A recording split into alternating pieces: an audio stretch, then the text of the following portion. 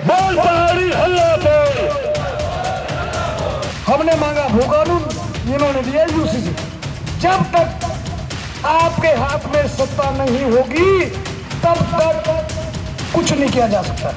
ये जो इन्होंने जाति प्रमाण पत्र अस्थायी निवास बना रहे हैं, इनमें 90% करप्शन है।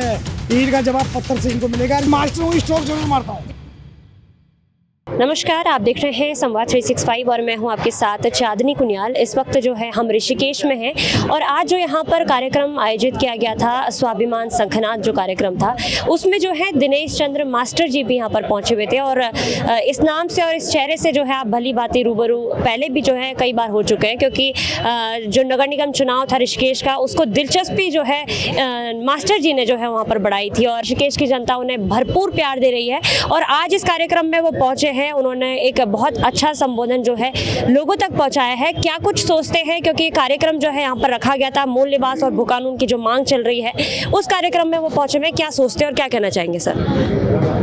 ये हमारा भू कानून और मूल निवास की जो लड़ाई है, मैं सोचता हूँ लड़ाई तो कुछ लोगों ने लड़नी थी हमसे, डिमांड उन्होंने करनी थी, लेकिन ये हमारा दुर्भाग्य है कि हमारे सरकारें नहीं हैं। ये लोग ठेकेदार हैं, कभी मैं कभी भाई, बीजेपी कांग्रेस। अब ये हम पे फालतू की चीज़ें ठोकती है। और ये यूसीसी लागू कर दिया उन्होंने, हमने भू कानून मांगा, इन्होंने यूसीसी लागू कर। लोगों ने मांगा था लोकपाल, इन्होंने ये दे दिया।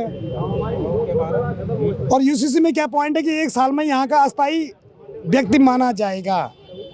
तो ये जो ज़मीनें खरीद रहे हैं, ये तो हमारे जो उत्तराखंड में मूल निवास होता था, मूल निवास उनका बनता था कि जो जहाँ रहते हैं वहाँ यदि पैमाइश हुई हो, हमारे बेटे बेटियाँ सरकारी नौकरी पे होते हैं। आज की समय ऐसा है, जब उत्तराखंड बना तो ओबीसी और एससी की तो मैं गारंटी देता हूँ कोई भी नौजवान बेरोजगार नहीं रहता। लेकिन इन्होंने उसके तौर तरीके, ये जो इन्होंने जाति प्रमाण पत्र अस्थायी निवास बना रहे हैं, इनमें 90% करप्शन है। अगर आज भी जांच की जाए तो इनका स्टाम्प पेपर बने हुए हैं। बल्कि एक मेरे संज्ञान में आया था, उसको समय आने पे उजागर करूंगा कि उसका जाति प्रमाण पत्र बनाया था उन्होंने यहाँ, लेकिन क्या रिन्यू नहीं हो रहा है। उसको पहले मैं समझूंगा कि रिन्यू क्यों नहीं हो रहा है। अगर रिन्यू नहीं हो रहा है तो अच्छी बात है, इसका मतलब 2 नंबर से बना हुआ है। और अगर रिन्यू हो रहा है तो इसका मतलब इन्होंने कुछ गड़बड़ तो नहीं कर दी। वहाँ बहुत सारे हुए हैं। और हम लोग जब तक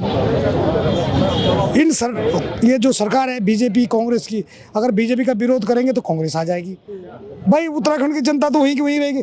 जब तक हमारा मकसद अब तीसरा विकल्प बनाने का है, और वो शीघ्र आपके सामने होगा। सर, मूल निवास और भू कानून के लिए लगातार जो है समिति जो है संघर्ष कर रही है। मोई डिमरी जो है लगातार सड़कों पर है, बड़ा जन सैलाब जो है उनके समर्थन में हमने देखा है। जनसभाएं वो करते हैं, रैलियां करते हैं, किंतु आप क्या समझते हैं, क्या इन रैलियों से, इन सभाओं से कोई जो है प्रभाव सरकार पर पड़ा है? क्योंकि इतने लंबे समय से इतना संघर्ष करने के बाद जो है अभी तक लगातार मांग जारी है, कैसे बदलाव आएगा? देखो, सरकारों को सुनना चाहिए। क्या वो उत्तराखंड की तरह, जब हमने उत्तराखंड मांगा था, शांति प्रिय आंदोलन था हमारा, अगर इन्होंने हमारे महिलाओं के साथ, हमारे भाइयों के साथ गोलीबारी करी, शहीद हुए 42, क्या ये ऐसे ही चाहते हैं कि हम 42 और मारे? ऐसा नहीं होने देंगे। ईद का जवाब पत्थर से इनको मिलेगा। ये दे के रहेंगे, और नहीं देंगे भैया तो यूँ कहो ना, श्राद्ध वगैरह सब कुछ इकट्ठा कर। ये ऐसा ना सोचे कि हमारे घमंड है।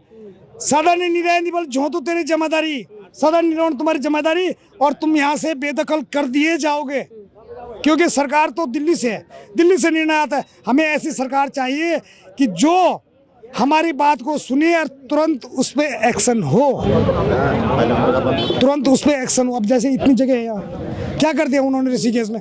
कबाड़े को यहाँ फेंक दिया। क्या ग्रामीण जनता रहती है?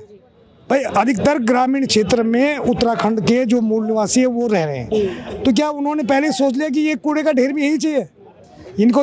और इनका जो हमारे सम्मानित मेयर बने हैं, वो कह रहे कि काम करेंगे। पिछले बार कुछ काम नहीं। भाई पिछले बार भी तो हमारी बहन थी, वो भी तुम्हारी पार्टी की थी। अब तुम भी आए तो भगवान जाने। बाकी इस लोग हमारे मंत्री महोदय ने कह दिया है, उसका अर्थ समझाने की मुझे जरूरत नहीं, अगर पूछेंगे तो अर्थ भी समझा दूंगा, ठीक है, क्योंकि मास्टर हूँ, स्ट्रोक जरूर मारता हूँ। आपकी इस पर क्या राय है, हमें कमेंट कर जरूर बताएं।